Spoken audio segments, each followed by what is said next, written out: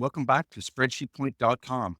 In this brief video, I will be going over how to update 3 different Google Sheet-based calendars for the 2025 year and beyond.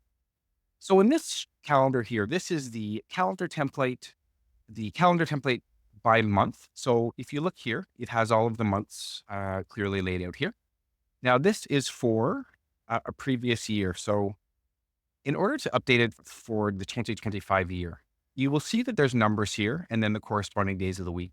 None of these are formulas, as you can see. So the best way to probably update this, the most dynamic and efficient way, would be to change this number to a date format here. So I'm going to go to Format, and then I'm going to go to Date, just like that. And then I'm going to actually do that again. I'm going to go to Number, Custom Date and Time. I'm going to actually just take out all of these and I just want the day, just like that. Okay. So you'll see this is obviously a date in 1899 that we don't want to use. I'm going to put 1/1 and see what it comes up with. 2024. That's because the current year. I'll put it to 2025 and I will scroll down, bring the same formula down by clicking on the right side of the cell, just like that. When the cursor goes to the plus sign, and just drag it down to the end. Okay. So you'll see now each of these cells have a date in there. Now, instead of going in maybe your Outlook calendar and seeing what day of the week this date is, I'm going to use a simple formula here called the text function equals text and then open bracket. And then you select your number. Because it's a date, it realizes that A3 is a date. And then I will use the format, which is quotation marks DD, and it puts automatically Wednesday. If I just wanted the short form of the day, you'll see like that, you just take away D. So I want the full day. And then same thing, drag this right down. Ooh. And there's your calendar. So you could repeat that for each of these months. You would do that. The only thing you would have to be aware of is how many days there are in the month. So I think in 2025, there's actually 28. I think 2024 was a leap year. So you just bring it down to 28 and repeat the process for these entire tabs. This second calendar here is a nice monthly view all in one tab. Now, for this, you just simply update this date to 2025.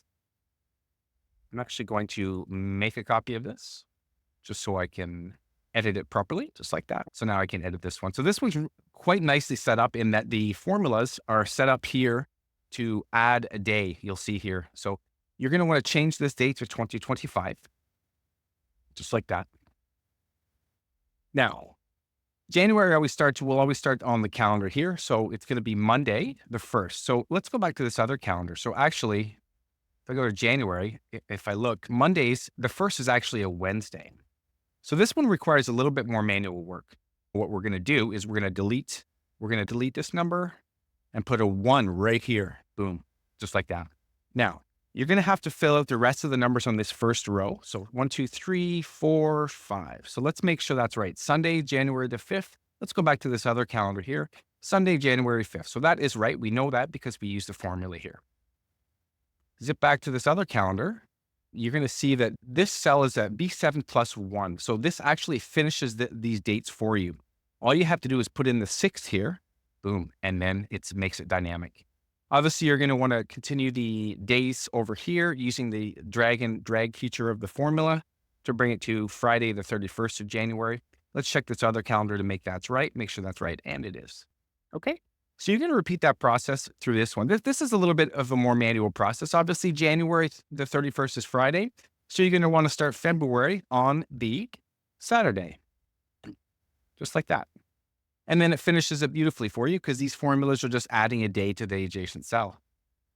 And you're going to want to put in right there for 28 days in February. You just repeat that process, and that's how you update this calendar. And this last calendar here is a content calendar template, which is really helpful because it allows you to enter specific tasks on each of the days. Now, in order to update this one, I've already made a copy of this, so I will go ahead and delete that text. This one has that same functionality in that it adds a day. So you're going to want to put the first day of the week. We know it's a Wednesday. Let's just make sure. Wednesday, January 1st. So we'll put a 1 there, 2, 3, 4, and then 5 and it should auto-populate perfectly. Just like that. Tuesday, 31st is a Tuesday. Let's just double check that. Oh, that's not, it's saying it's a Friday. Oh, because I have too many days. So see, the 31st ends here. I'm going to just simply delete these numbers just like that. Okay. So and then you'd update this date, of course, you put in the dates in January of your various tasks. February, you do the same thing, of course. So Friday, the 31st of January. So the February starts on the Saturday. Let's go back to check. So there you go. And then February, you would just simply delete this number and put a 1 there, just like that. 25 days, so you want to extend that to 28, 27, 28, just like that. Okay. I hope you found these updating calendar videos useful. For more tips and tricks, please visit spreadsheetpoint.com and don't forget to like and subscribe.